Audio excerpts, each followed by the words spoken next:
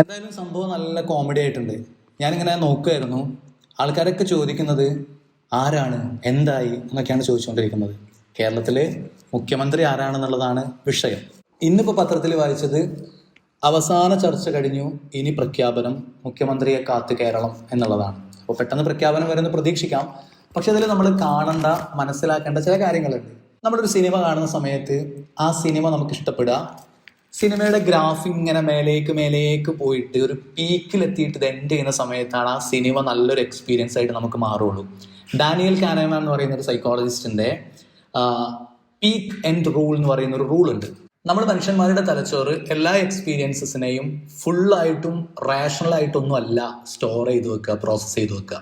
അത് ബ്രെയിനിന്റെ ഒരു കളിയാണ്. പിന്നെ എങ്ങനെയാണ് പ്രോസസ്സ് ചെയ്യാന്ന് വെച്ച് കഴിഞ്ഞാൽ മൊത്തം എക്സ്പീരിയൻസസിലുള്ള ഇമോഷണൽ പീക്കിനെ ആൻഡ് ഹൗ ഇറ്റ് എൻഡ്സ്, എങ്ങനെയാണ് ഇത് എൻഡ് ചെയ്യുന്നത് എന്നുള്ളതിനൊക്കെയാണ് ആൾക്കാർ പ്രോസസ്സ് ചെയ്തിട്ട് മൊത്തം ഒരു പെർസെപ്ഷൻ അങ്ങനെയാണ് ക്രിയേറ്റ് ചെയ്യുക. ഇതിനാണ് പീക്ക് എൻഡ് റൂൾ എന്നൊക്കെ പറയാം. ഇവിടെ കേരളത്തിന്റെ കോണ്ടെക്സ്റ്റിലേക്ക് എത്തുന്ന സമയത്ത് ഇതൊരു കംബാക്ക് വിക്ടറി ആയിരുന്നു. ഈ ഒരു ഇലക്ഷൻ വിക്ടറി എന്ന് പറയുന്നത് ചരിത്രത്തിലെ ഏറ്റവും വലിയ സീറ്റുകളൊക്കെ നേടിയിട്ട് UDF വിജയിക്കുമ്പോൾ ഇതൊരു ഇമോഷണലി പീക്ക് ആയിട്ടുള്ള ഒരു മൊമെന്റ്, ഒരു എക്സ്പീരിയൻസ് ആയിരുന്നു. അപ്പൊ ആ പീക്ക് എക്സ്പീരിയൻസിനെ, ആൾക്കാരുടെ മനസ്സിലുള്ള ആ ഒരു എക്സ്പീരിയൻസസിന്റെ മൊമെന്റം കീപ്പ് ചെയ്യണമെന്നുണ്ടെങ്കിൽ പെട്ടെന്ന് തന്നെ ഒരു CM പ്രഖ്യാപിച്ചിട്ട്, മുഖ്യമന്ത്രിയെ പ്രഖ്യാപിച്ചിട്ട് ഒരു ട്രാൻസിഷൻ സാധ്യമാവണമായിരുന്നു. ഈ ഡിലേ ഉണ്ടാക്കുന്ന ഏറ്റവും ഗുരുതരമായിട്ടുള്ള പ്രത്യാഘാതം എന്താണെന്ന് വെച്ച് കഴിഞ്ഞാൽ, ഈ ഹിസ്റ്റോറിക്കൽ വിക്ടറി ഉണ്ടല്ലോ, ഈ വിക്ടറി ഉണ്ടാക്കിയ ഇമോഷണൽ പീക്ക് എക്സ്പീരിയൻസിനെ വീക്കൻ ചെയ്യാനും അത് ആൾക്കാരുടെ മനസ്സിന്നൊക്കെ സ്ലോലി ഫെയ്ഡായി പോകാനുള്ള ഒരു സാധ്യതയുണ്ട് എന്നുള്ളതാണ്. അപ്പോൾ ഇങ്ങനെയുള്ള ഒരു വലിയൊരു എഫേർട്ട് എടുത്തിട്ടുണ്ടാക്കിയ ഒരു വിക്ടറിയുടെ എല്ലാ അഡ്വാൻറ്റേജും നഷ്ടപ്പെടുന്ന സാഹചര്യത്തിലേക്കാണ് ഈ ഒരു ഡിലേ പോയിട്ടുള്ളത് എന്നുള്ളത്. ഇത് സൈക്കോളജിക്കൽ പ്രിൻസിപ്പിൾ വെച്ചിട്ടുള്ള ഒരു ചെറിയ അനാലിസിസ് ആണ്.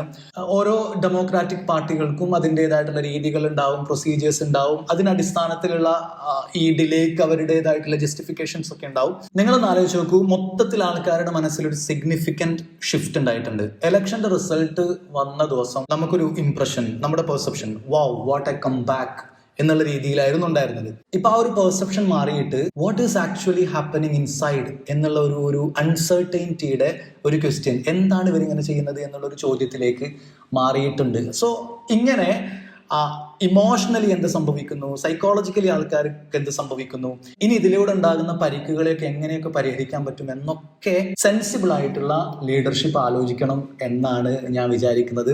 കേരളത്തിൽ ലാർജ്ലി ജനങ്ങൾക്ക് ഉപകാരപ്പെടുന്ന തീരുമാനങ്ങൾ ഉണ്ടാവട്ടെ എന്ന് നമുക്ക് പ്രതീക്ഷിക്കാം. നിങ്ങളുടെ അഭിപ്രായം കമന്റ് ആയിട്ട് രേഖപ്പെടുത്താൻ മറക്കണ്ട. കൂടുതൽ വീഡിയോകൾക്കായിട്ട് ഫോളോ ചെയ്തോളൂ.